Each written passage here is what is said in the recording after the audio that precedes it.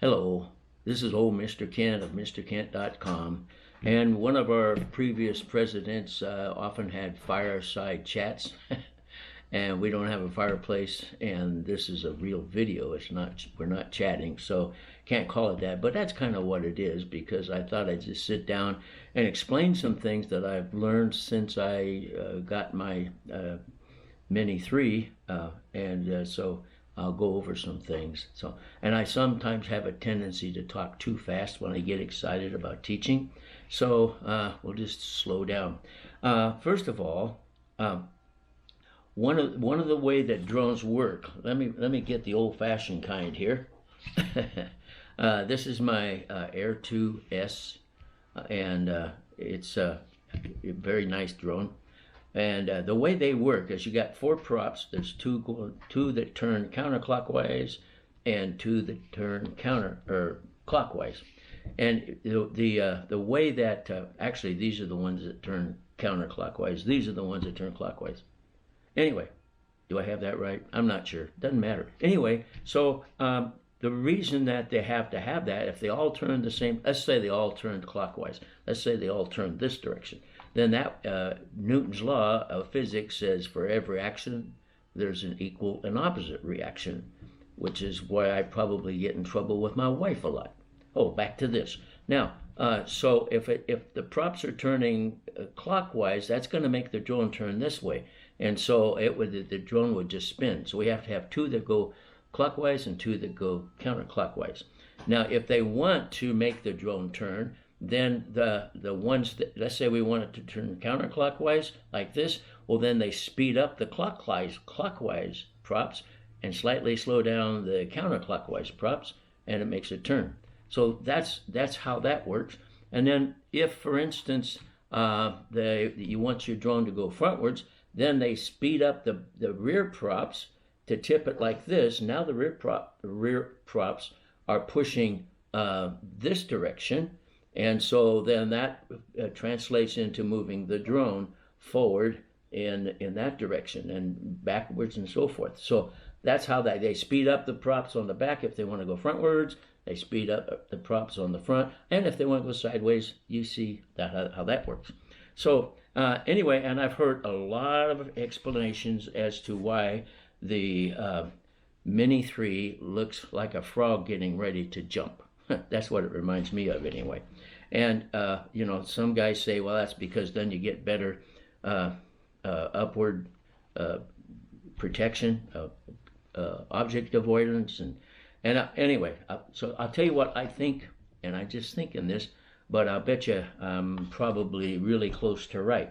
Over the years, this has been the standard fuselage format for the DJI drones up until the Mini 3. And so if you want to go frontwards, you got to tip it like this to go frontwards. Now, having been a pilot for many years, I can tell you that when it tips like this to go frontwards, air is going to hit this and push it down. Okay? It can't fly along without hitting the air and pushing it down to some amount. So in order to maintain altitude as it flies, all four props have to speed up a little bit, and so that they can maintain altitude while air is pushing down on it. Then air is very powerful. I used to have a sailboat. I can tell you that it doesn't take a whole lot of air to move things. So when the air hits that, then it makes it want to go down. So some guy at DJI, maybe two guys got together and decided if the drone, when it's flying forward, if it's tilted, let's make it so when it sits on the ground and when it's flying level, you notice the props are still level, but when it's sitting level, it's got this upward shape. And so then when it wants to go frontwards, it has to tilt to go frontwards. And now you notice that the top of the fuselage is sleek, and the air can go by without causing the motors to have to speed up anymore. They just maintain their speed, which might be why you get longer flights with the DJI Mini 3 Pro than you do with other drones, because they've made it more aerodynamic on the top. So two things. I think now I showed you how drones fly and why they put the make it look like a frog about to jump.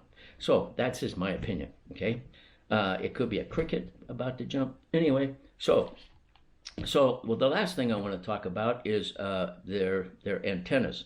You'll notice that in the old days they had these vertical antennas, and if you remember the old controllers, you had to fold the antennas up if you've been into drones for a while, because that matched. See, a vertical antenna needs a vertical transmitter antenna, needs a vertical receiver antenna, and so that's why they had that.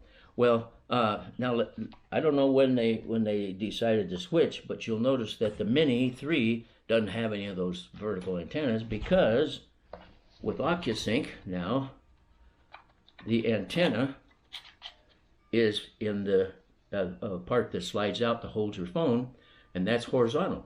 And so then, if they put the antennas in these legs, then they're horizontally oriented. And I'll tell you, the thing that I noticed one day when I was flying, I think it was the Air 2S, but anyway, it doesn't matter.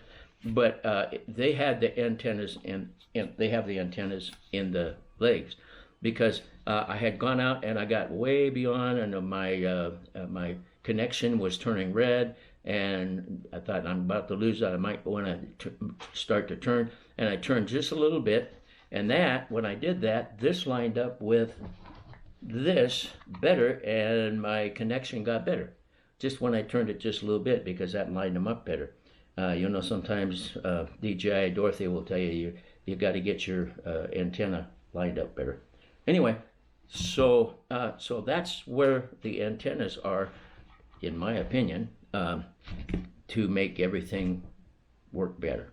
Okay, so there you go. Now you know how they fly. You know why this looks like a frog about ready to jump, or a cricket, and you know how the antennas work. So with that, I want to thank you for watching my videos, and God bless.